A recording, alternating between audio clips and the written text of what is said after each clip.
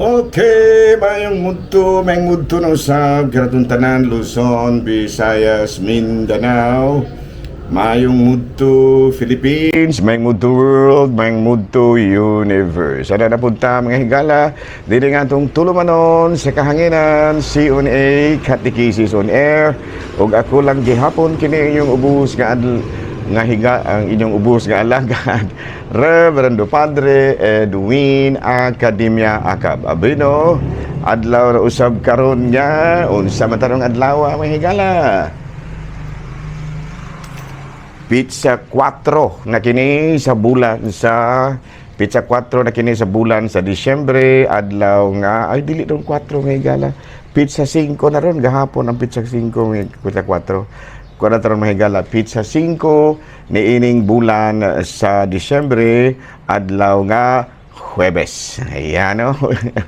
Adlaw nga Huwebes na karon mga higala, no? So, sa kunang ginaingon mga higala, mayang mudto na kanong tanan, adlaw na karon nga Huwebes, Pizza 5 sa bulan sa Disyembre. Sorry kayo mga higala, ha? Kaya medyo may pangidaro na ta. Usahay ang atong hunahuna maulahi, usahay po mahauna. Ano, kumusta?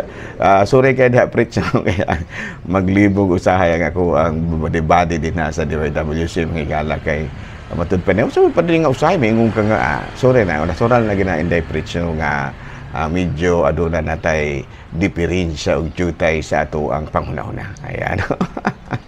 Nga naman, gulang-gulang naman.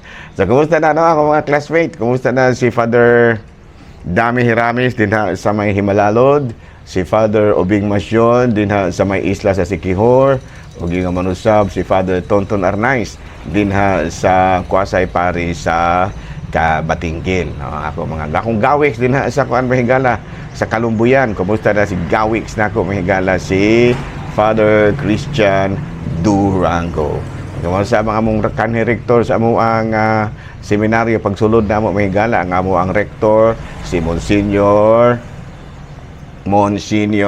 Larry Katubig. Mayong mudtonyor, no? Markapanood to na kanyor, no? Siya karon ang kora paroko mahigala din. Mura na marumasay si Monsignor Larry din sa may Talingting sa Enrique Villanueva, no? Nagwapo mahigala, suruya rago ninyo mahigala dito sa Talingting karon. Bali nung gwapuha, nakita ko sa ilahang video, baling gwapuha mahigala. Nakita ko sa Phil Prada sa atua sa kining teleradyo nato, nakakita ko sa ilahang simbahan karon dinha sa may Talingting sa San Enrique, sa sana Enrique Villanueva pagkagwapuhan na, no? Basta Monsignor Larry na gani na sige. Ayan, ang kalambuan perme. Ayan, no? Monsignor Larry kung ang kalambuan mo hisgutan perme. Ayan. May mudto nyo lang. Monsignor Larry kung kalambuan ng hisgutan perme. Ayan. Murapog ka na sa politiko mahigala, no? Nala, no? Kumusta na ako mga eksoon din na mga kaparian sa Siquijor, pinanguluhan sa ato ang kanang Episcopal Vicar din si Monsignor Larry, basta kalambuan permi. O ingon man usab si Kuan, si kining Monsignor Ramon Duran, no? Monsignor Monsignor Ramon Duran, basta Monsignor Ramon Duran, tanan nga mga saad natuman. Muna yung mga muto sa kuan Monsignor Larry, no? Basta kalambuan perme. Monsignor Ramon Duran, basta mga panaad, basta musaad matuman. Ayan. muna na si Monsignor Duran, no? Monsignor Ramon Duran, basta musaad matuman. Ayan, no? Muna yung mga muto sa atong mga politiko. Ayun yung suhirahan niya po, manuhid mo, kanang mga basta musaad mutuman kang Monsignor Ramon Duran na. O niya, kanang kang Monsignor Larry Katubig nga basta kalambuan perme, iyara po na, ha? Mga politiko ba, ayun yung sunda, ha? Basig musuhin mo, ilara na, no? Kanang exclusive na ni Monsignor Larry ug ni Monsignor Ramon Duran. Ako mga higalang mga kaparian din na Monex. Kumusta na Monex? You know? Lala, no? May mudto na kanatuntanan mga higala. Ito dahil nga kumusta ko usab ug may mudto nga to ang mga lay ministers, no? nga siging nangadtos mga kabaryuhan mahigala para maghimo og mga kasalugan sa pulong. Kining mga lay ministers mahigala dako kay nagikatabang sa simbahan Katoliko kay ganuman ang mga lugar nga dili na maabot og pari maabot nila tungod sa ilahang kabuutan, no, og kadasigon muna, no, nga kini mga ating atoa nga mga lay ministers mga langit gyud ni, no. Sigurado yung kung malangit ni sila kay kada Domingo ni nagsakripisyo. Ato pong mga MBG, no, pinanguluhan ni Ma'am Dinopol, perting mga aktibuha mga higala, no, madomingo pastilan si Sabado da buntag nanilhig na mahigala. Akong mga MBG dahil sa ayungon, kada adlaw ni sila ng limpyo, kada adlaw ni sila ng nilhig mo na MBG, no, manilhig, no, mo na meaning no, MBG, manilhig bagyod, nga na, no, manilhig, ana sila, no. Ang MBG, mo na meaning anang MBG, manilhig bagyod, ang tubag, manilhig. Ayan, no. Manarapo bagyod, ang tubag niya na, manrapo. Muna si MBG, no. Kabulong mo sa meaning itong MBG, manilhig bagyod, ang tubag, manilhig. Ayan, no. Manarapo bagyod sa mga lingkuranan, manarapo. Ayan, no? Muna siya mga MBG, no? Klaro wala. Klaro wala. Kinsa ganito kamusaan matuman, Monsignor Ramon Duran. Ayan, okay. Kinsa ganito ang kalambuan pirmi, Monsignor Larry Katubig. Ayan. May hapon mo din. Nada, no, padayon ta mga galas ato nga mga buhaton ni ining kabudton nato dayang ating bayaon ug may mudto nga atong talahon obispo Bishop Julito B. Cortez. Ang ako mga kaubanan usab sa kining Commission on Migrants and Itinerant People, no, si Yuyong ug si Brad Eli Mapili, of course si Los Estrellanes ug ang manusab si Brad Mike ug ang iyang kapikas. Ako ka nalimot ko sa pangalan ni Mrs. Miss Mike, no, ni ang Mrs. ni Mike. Ani wa po ko kay ka-memorize ako mga kauban ng higala. Usay gani malimot magani ko kinsa tuko. Malimot magani ko usay kisay ako ngalan na sa uban ingon ana, no. Nalaan may munto na kanaton tanan mga higala nang hinaot kita nga na kitang tanan sa Kapiskay sa Panglawas. So much for the introduction. Wala day sa taray ko ang higala, ha. CBCP News kay medyo naapikhan ko mga higala. Adto pa ko sa barangay, no? Adto pa ko sa barangay. Arin lang ta sa kining ato ang arita sa ato ang kining Saint of the Day. Abay no gwapo kay ngalan ng atong Saint of the Day karon ng higala. Si San Sabas. Ngilngig yan ng ngalanan, no? Natao siya ni atong tuig 439, namatay. Wala ko kabalog kanon sa siya namatay ng higala, no? 439 isa sa tao taga Cappadocia, Turkey. Sa 18 anyos pa niadto siya sa Jerusalem na live a life of solitude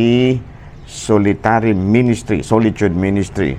Unya moadto siya sa adto siya magpuyo-puyo dito sa may langob, no, 2 days in manual labor, unya 5 days in solitary. Many men join him in the monastery, and of course nahimo siyang noteworthy figure of early monasticism. Unya mano pa many theories. Roman Emperor Constantine incorporate the pagan winter rituals with the celebration of Jesus Christ Christianization. Ayan, no? Sa ito pa ang ato ang karong santo mga higala, si San Sabas, no? Siya ang matud pa ang kining natuwag og noteworthy figure of early monasticism. Kini bitawng mga tao may higala nga dili gyud igo ang mga kinang gitawag natog panahon sa ilang pag-ampo. Mungadto pagyud og langob 5 ka adlaw nga mag-ampo didto. Nya pagka ikaunom o ikapito magtrabaho na. Nano mo na si San Sabas taga Cappadocia, Turkey. Unya matud pa daghang kayo ang mga tawo nga misunod sa mga panigingnan. Mag-ampo 5 ka adlaw, ning 2 ka adlaw nga trabaho. Ano ina na sila, no? Bino arin na ta mga galas ato ang katekism. Kumusta na? Itong mga kaigsuonan din na sa Facebook.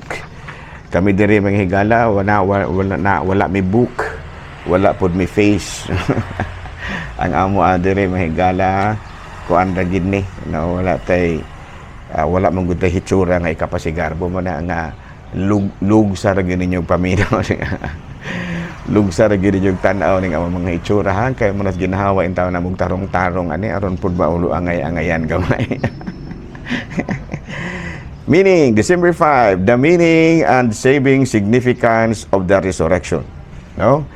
Ang kahulugan ug ang matud pa saving significance, ang timailhan sa kining ang kahulugan ug ang timailhan, no? Ang rason sa plano nga pagkabanhaw ni Kristo.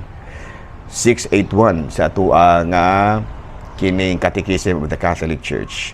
Kung ang atong Ginoong Jesucristo wala pa mabanhaw, no, taphaw o lisod tuuhan ang atong gituuhan kabahin kaniya.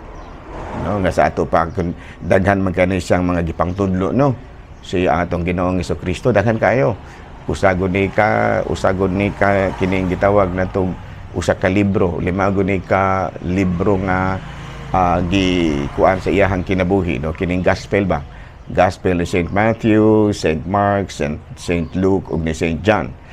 Kining iyahang gipangtudlo tanan, mahimo gini siyang taphaw ug lisod tuuhan kung wala pa siya nabanhaw.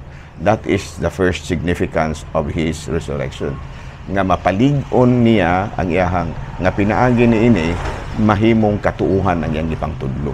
No, ato kanang mabasa sa at kana mga pagtulon-ana adto na nga makutlo gikan sa unang sulat ni San Pablo ngadto sa taga-Korinto kapitulo 15 bersikulo 14. Ana, no? Ang iyang pagkabanhaw mao'y nagpamatuod sa tanan nga iyang gipangtudlo. No, kidaghan ing gitudlo si Kristo. Bitin daghana kayo. Pero kining tanan mahimong taphaw lamang kung wala pa siya nabanhaw.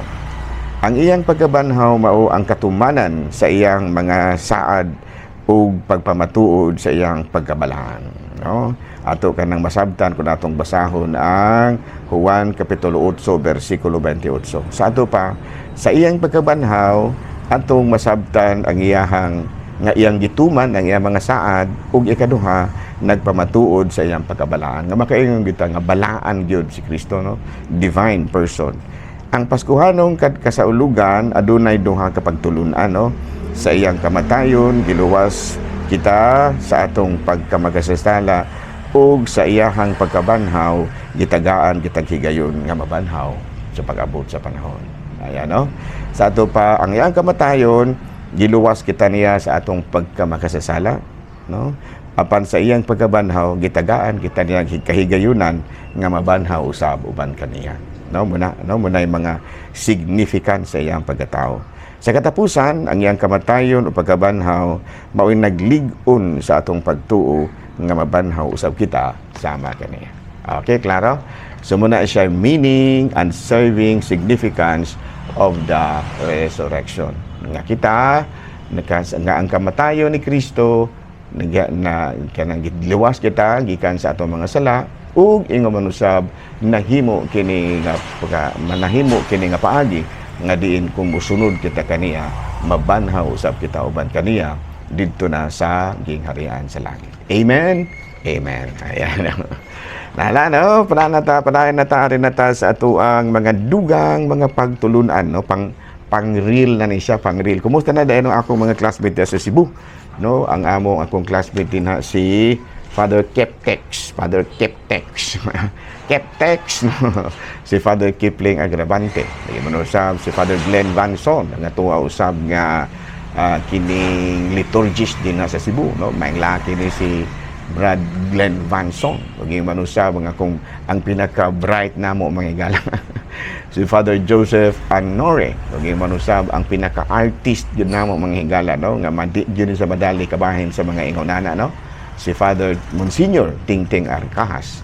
O ang ako ang pong guwapitong manghud, no? Magulang may ang tawag na ako, manghud.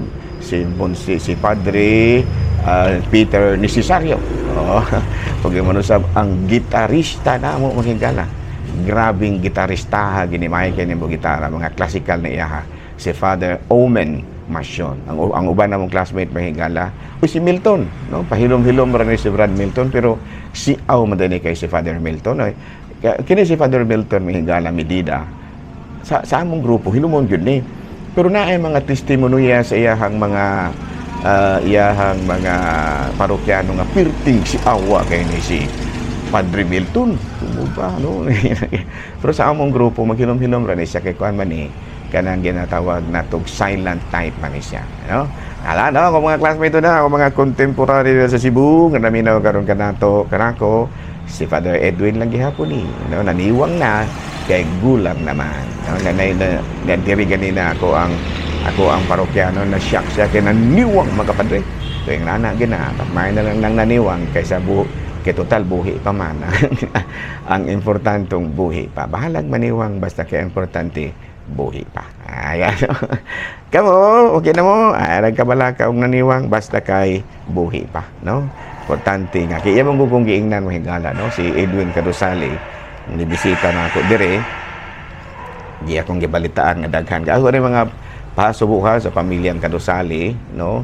Namatay naman di ay in town si Bradario Carusali. O manusab si Cha Speak nga kining sinahon, no?